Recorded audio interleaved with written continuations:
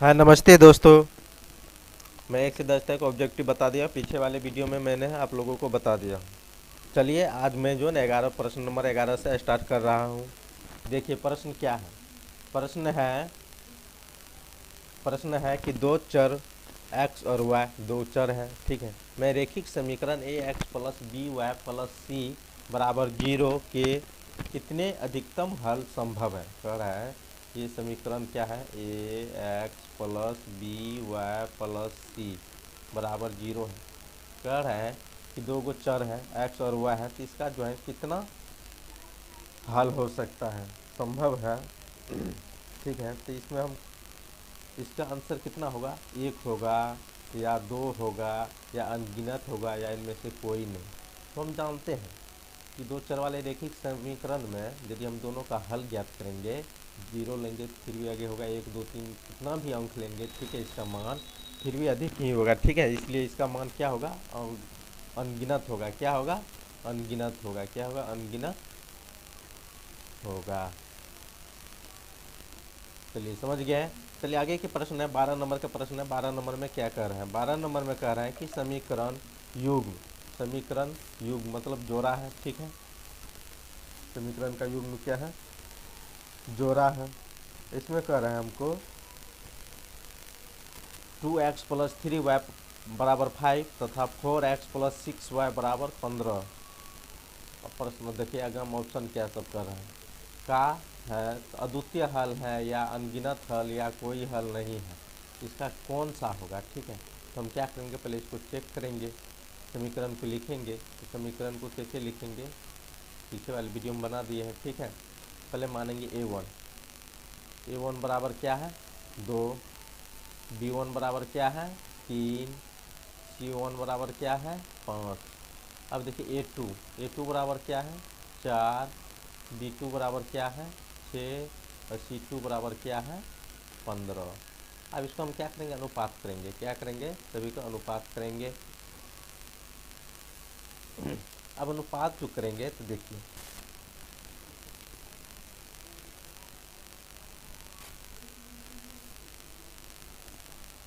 इस सब का अनुपात करेंगे, क्या होगा,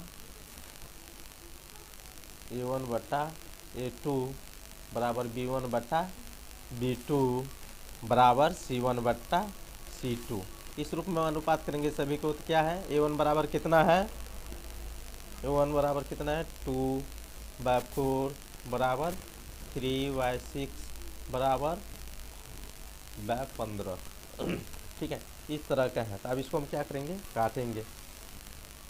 अब देखिए काटेंगे, क्या होगा, 2 1 के 2, 2 दूना 4, 3 1 के 3, 3 दूना 6, 5 1 के 5, 5 तिया 15। यहाँ पर देखिए 1/2 बराबर 1/2, यहाँ पर कितना है, 1/3। ये क्या है, बराबर है, नहीं है। ये किस रूप में आ गया है, देखिए दो को बराबर है, एक को बराबर नहीं है। इसका क्या होगा, कोई हल नहीं होगा। क्या होगा, कोई हल नहीं होगा। क्या होगा, इसका कोई हल नहीं होगा। इसका ग्राफ पूछेगा क्या होगा, तो समांतर होगा। क्या होगा, ग्राफ समांतर होगा। समझ गए हैं। चलिए आगे की ओर बढ़ते हैं। अगला प्रश्न क्या है, यदि रेखिक समीकरण का युग्म असंगत है, कह रहे हैं कि यदि रेखिक समीकरण का युग्म क्या है, असंगत है, असंगत है, तो उसे निरूपित करने वाली रेखाएं होगी। क्या कह रहा है, असंगत है, तो असंगत है, रेखिक समीकरण का युग्म क्या है, असंगत है, तो इसका जो निरूपित करने वाली रेखा क्या होगा। रेखा जब के बारे में पूछ रहा है कि वो क्या होगा, रेखा क्या होगा, रेखा समांतर होगा। असंगत तो क्या होता है, समांतर होता है। क्या होता है, समांतर होता है, लिखा दिए है। असंगत कहते हैं किसे, अब ये भी सोचने वाली बात है। तो असंगत कहते हैं कि समांतर होता है, ठीक है। समांतर किसका होता है, कोई हल नहीं, जिसका कोई हल नहीं हो उसका क्या होता है, समांतर होता है या असंगत होता है। क्या होता है, असंगत भी होता है, ठीक है, और समांतर भी होता है। समझ गए हैं। चलिए अगला प्रश्न की ओर चलते हैं। अगला प्रश्न है 14 नंबर का है। 14 नंबर का प्रश्न क्या है कि 2x + 3y बराबर 11 और 2x - 4y बराबर -24 के हल है। अब इसको हल करेंगे तो देखिए हल 5 तरीका से होता है। कौन कौन से, लुप्तीकरण, प्रतिस्थापन विधि, अनुपात विधि, विस्थापन विधि, इस टाइप के जो है ना विलोपन विधि, ये सब पांचों विधि से जो हल किया जाता है। तो हम कोई भी विधि ले सकते हैं। तो मान लीजिए हम क्या करते हैं, प्रतिस्थापन विधि लो या लुप्तीकरण विधि लो, कोई भी लो, तो हम प्रतिस्थापन विधि लेकर चलते हैं। यहाँ पर देखिए क्या है, 2x प्लस 3y बराबर 11 है। समीकरण क्या हो गया, फर्स्ट। दूसरा क्या है, देखिए 2x माइनस 4y बराबर कितना है, माइनस 24। ये समीकरण कितना हो गया, सेकेंड। अब देखिए समीकरण हम फर्स्ट से लेकर चलते हैं। समीकरण क्या है, फर्स्ट से। तो समीकरण फर्स्ट को लेकर चलते हैं, कितना होगा यहाँ पर, 2x प्लस 3y बराबर कितना है, 11 है। इधर देखिए प्लस में उधर गया तो क्या होगा, माइनस में होगा, तो क्या होगा 11 माइनस 3y। अब इधर गुना में इधर गया तो भाग में होगा, क्या हो गया 11 माइनस 3y बट्टा 2। ये समीकरण कितना हो गया, थर्ड हो गया। कितना हो गया है, थर्ड हो गया है। अब देखिए समीकरण हम क्या करेंगे फर्स्ट में, सेकेंड में, समीकरण फर्स्ट को लेकर चले तो सेकेंड में मान रखेंगे, यदि सेकेंड को लेकर चलेंगे तो फर्स्ट में मान रखेंगे। समीकरण क्या है, सेकेंड में x का मान रखने पर, x का मान रखने पर अब देखिए सेकेंड में x का मान रखेंगे, सेकेंड है क्या, तो सेकेंड कितना है, यहाँ पर देखिए सेकेंड है कि 2x माइनस 4y, ठीक है, बराबर माइनस 24 है।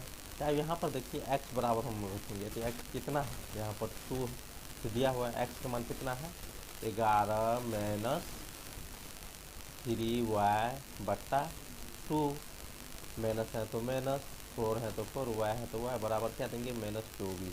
अब देखिए ये 2 कैंसिल हो गया, कितना बचा है सिर्फ यहाँ पर बचा कितना, 11 माइनस 3y बराबर कितना है, माइनस 4y बराबर माइनस 24।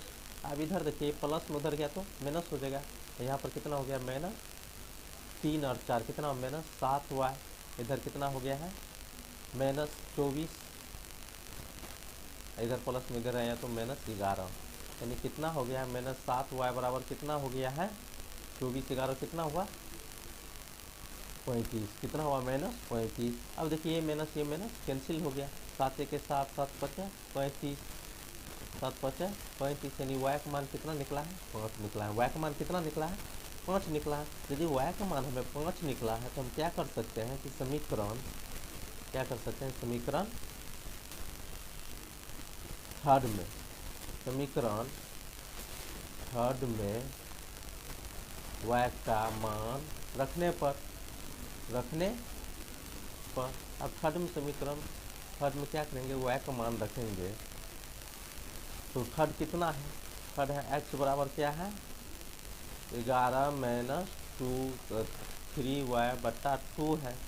यहाँ पर क्या देंगे 11 माइनस 3y बराबर कितना निकला, माइनस y बराबर निकला है 5 बराबर कितना 2, तो कितना हो गया 11,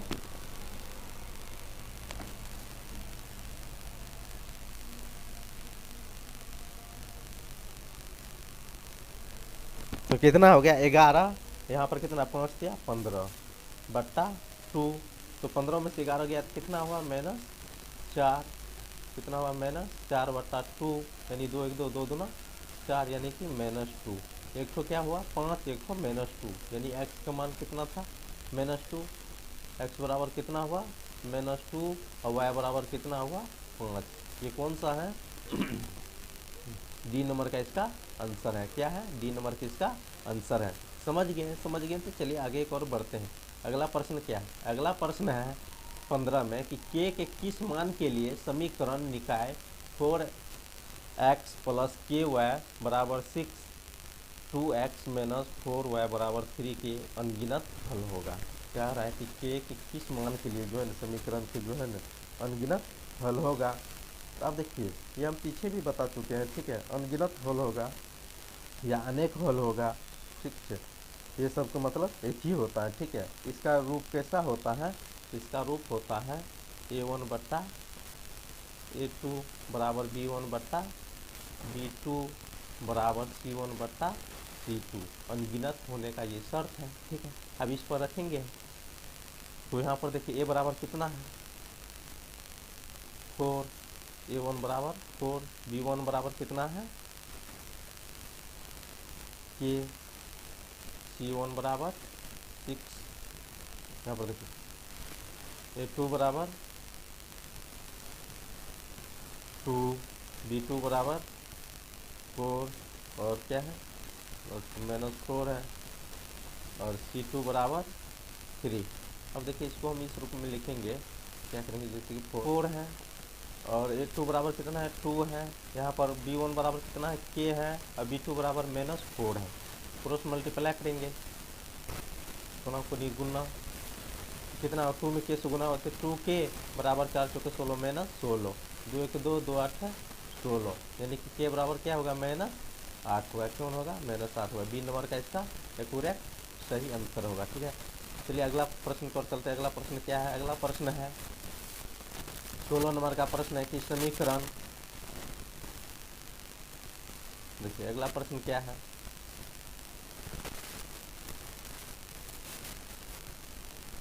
सोलह नंबर के प्रश्न है कि समीकरण निकाय 5x - 3y + 2 बराबर 0 और 6x + y - 2 बराबर 0 की किस प्रकार का हल संभव है। कह रहे हैं कि समीकरण दिया है, युगपत समीकरण दिया है 16 में। ठीक है 16 में दिया हुआ है कि समीकरण निकाय 5x - 3y + 2 बराबर क्या है 0 और 6x + y - 2 बराबर 0 का किस प्रकार का हल संभव है। तो आप देखिए इसको पहले हम हल करते हैं, ये किस प्रकार का हल होगा असंभव है। तो क्या करेंगे A1 बराबर क्या है इसमें 5, B1 बराबर -3 और C1 बराबर 2, A2 बराबर क्या है 6, B2 बराबर क्या है 1, C2 बराबर क्या है -2।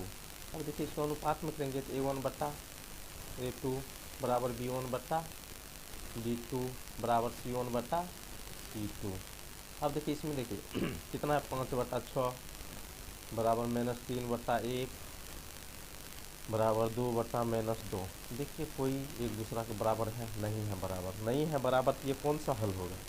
जब बराबर नहीं है तो ये क्या होगा वास्तविक एवं अद्वितीय होगा। क्या होगा वास्तविक एवं अद्वितीय होगा। समझ गए हैं अब कैसे हुआ वास्तविक एवं अद्वितीय। ठीक है, तो अद्वितीय हल होने का शर्त यही है ना कि A1 बट्टा A2 बराबर नहीं है B1 बट्टा B2, इस रूप में है। ठीक है, ये क्या है अद्वितीय हल है। क्या है द्वितीय हल है। समझ गए, चलिए समझ गए हैं तो चलिए आगे एक और बढ़ते हैं।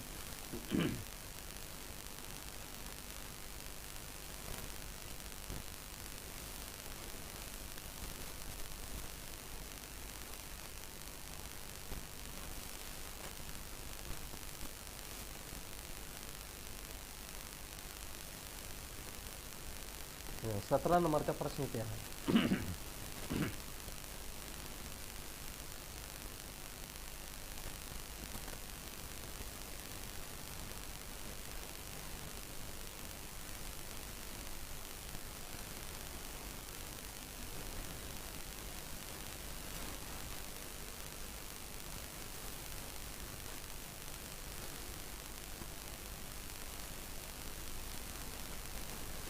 देखिए कह रहा है कि समीकरण निकाय 2x + ay बराबर 1 और 3x - 5y बराबर 7 में अचर a के किस मान के लिए एक अद्वितीय हल होगा। कह रहा है अद्वितीय हल होगा। तो अद्वितीय हल होने का शर्त क्या है, अद्वितीय हल होने का शर्त क्या है A1 बट्टा A2 बराबर नहीं होना चाहिए B1 बट्टा B2, ये अद्वितीय हल है।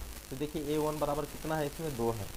ठीक है, A2 बराबर कितना है 3 है, बराबर नहीं करना है किससे B1 बट्टा B2 से, कितना है -5। ठीक है, यहाँ पर कितना है सॉरी A कितना है A, B1 बराबर कितना है A और B2 बराबर क्या है -5। तो कितना हुआ 3 में 1 से गुना हुआ तो 3a, यहाँ पर कितना हुआ -5×10, यहाँ पर क्या हो गया a बराबर इधर गुना में इधर गया तो भागा में, तो -10/3, यानी कि a बराबर का मान जो है ना -10/3 नहीं होना चाहिए, तभी ये जो है अद्वितीय हल होगा, यानी कि अद्वितीय हल होगा, केवल एक हल होगा। क्या होगा? केवल एक हल होगा। समझ गए?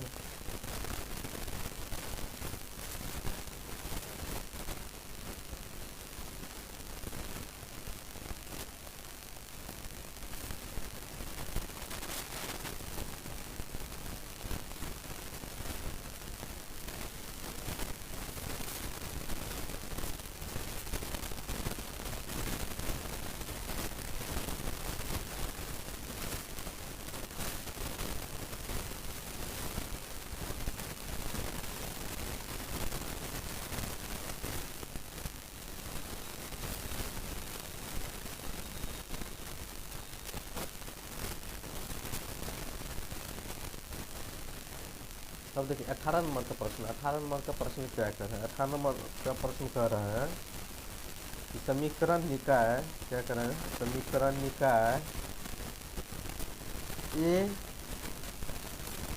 a1x बराबर b1 y बराबर c1, सॉरी 18 नंबर का प्रश्न है कि समीकरण निकाय a1 b1 c1, ठीक है, a2 b2 c2 दिया है, अद्वितीय हल होगा। जब अद्वितीय हल का सूत्र क्या होता है? अद्वितीय हल का सूत्र क्या होता है? तो ये सूत्र कह रहा है बताने के लिए। अद्वितीय हल मतलब क्या है? केवल एक हल। क्या होता है? केवल एक हल होता है। तो इसका सूत्र क्या होना चाहिए? a1/a2 बराबर नहीं है b1/b2। ये कहाँ पर है? a1/a2 बराबर नहीं है b1/b2, ये इसका सूत्र होगा। ठीक है, 3 नंबर का इसका सूत्र होगा। चलिए अब 19 नंबर का प्रश्न पर चलते हैं। तो 19 नंबर में क्या कर रहा है? 19 नंबर का प्रश्न कर रहा है कि समीकरण x + 2y बराबर 9 में यदि x बराबर 5 हो तो y का मान ज्ञात करें। हाँ, इसमें दिया हुआ है कि समीकरण कितना है? x + 2y बराबर कितना है? 9। यदि x का मान कितना है? 5 है, हमको y का मान पता ज्ञात करने के लिए तो हम x की जगह पर क्या रखेंगे? 5, 2y बराबर 9। यहाँ पर प्लस में उधर गया तो क्या होगा? माइनस होगा। कितना हुआ? 9 - 5, यानी कि 2y बराबर कितना हुआ? 4। 2 × 2 2 दूना 4, यानी y का मान कितना होना चाहिए? 2। y का मान कितना होना चाहिए? 2। बी नंबर का इसका आंसर होगा। क्या होगा? बी नंबर का इसका आंसर होगा। समझ गए हैं? समझ गए हैं। तो चलिए आगे एक और बढ़ते हैं। अगला प्रश्न क्या है? अगला प्रश्न है, जब दो चर वाले समीकरण का आलेख संपाती होता है तब उनके हल होंगे। हल कितना होगा? कह रहा है कि दो चर वाले समीकरण है, ठीक है, जब वो संपाती होता है तो उसका हल कितना होता है? ठीक है,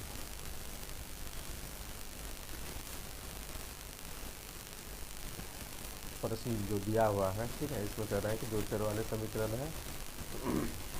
जब दो चर वाले, देखिए 20 नंबर का प्रश्न है कि जब दो चर वाले समीकरण का आलेख संपाती होता है तब उनके हल होंगे। हल कितना होंगे?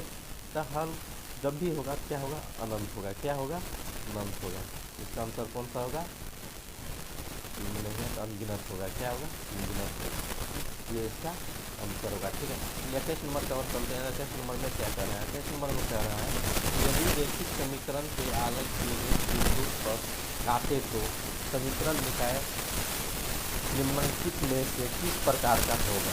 कह रहा है कैसे? तो यदि रैखिक समीकरण के आलेख के एक बिंदु पर काटे तो समीकरण निकाय निम्नलिखित में से किस प्रकार का होगा? तो देखिए कह रहा है इसमें किस प्रकार का होगा। ठीक है, एक बिंदु पर काटता है, किस प्रकार का? एक बिंदु पर काटता है, किस प्रकार से? यह अविरोधी होगा। क्या होगा? अविरोधी होगा। अब देखिए अविरोधी होगा तो हम क्या इस बिंदु पर जो काटेगा तो ये अविरोधी होगा। ये बिंदु पर काटा तो क्या होगा? प्रतिच्छेदी होगा। क्या होगा?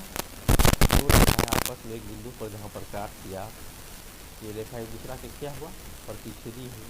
प्रतिच्छेदी का मतलब क्या होता है? प्रतिच्छेदी किसका होता है? केवल एक हल का। किसका होता है? केवल एक हल का। एक हल था, ठीक है। एक हल जो है ये क्या होता है, अद्वितीय होता है। क्या होता है, अद्वितीय होता है, अद्वितीय होता है या अविरोधी होता है, अविरोधी होता है, विरोधी।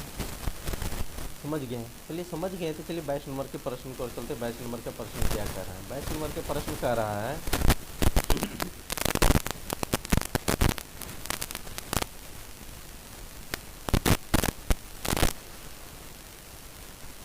22 नंबर का प्रश्न क्या कर रहा है, 22 नंबर के प्रश्न को चलते हैं। तो 22 नंबर के प्रश्न कर रहा है कि योग में समीकरण दिया हुआ है a1 प्लस b1, यहाँ पर क्या है a1 b1 c1 होगा, ठीक है, a2 b2, और यहाँ पर क्या है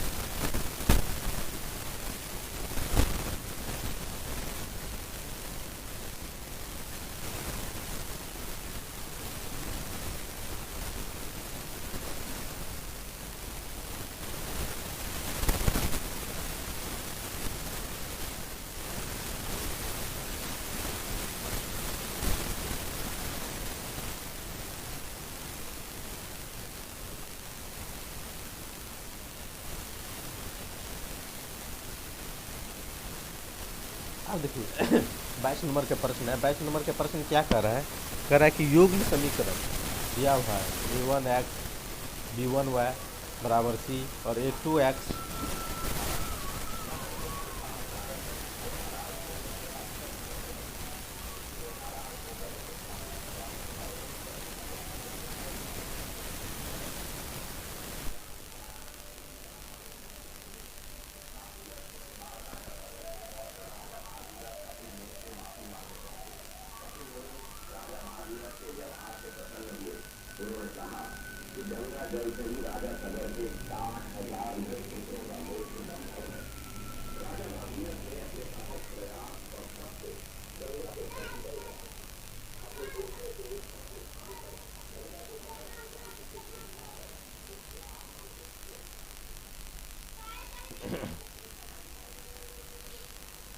कि 22 नंबर का प्रश्न है। यहाँ पर दिया हुआ है कि a1x b1y c1 होना चाहिए, ठीक है, a2x प्लस b2y और c2 तो यहाँ पर दिया हुआ है तो इसका समीकरण कर रहे हैं। यहाँ पर क्या होना चाहिए, c2 होना चाहिए, क्या होना चाहिए, c2 होना चाहिए, यहाँ पर c1 होना चाहिए, ठीक है। तो अनंत हल होगा, तो अनंत हल होने का शर्त क्या होता है, a1 बटा a2 बराबर b1 बटा b2 बराबर c1 बटा c2। ये इसका अनंत हल होने का शर्त होता है। इसमें जो होगा वो इसका आंसर होगा। तो देखते हैं कौन सा है, डी नंबर का है, डी नंबर का इसका क्या है, तो करेक्ट सही आंसर होगा, ठीक है। समझ गए तो चलिए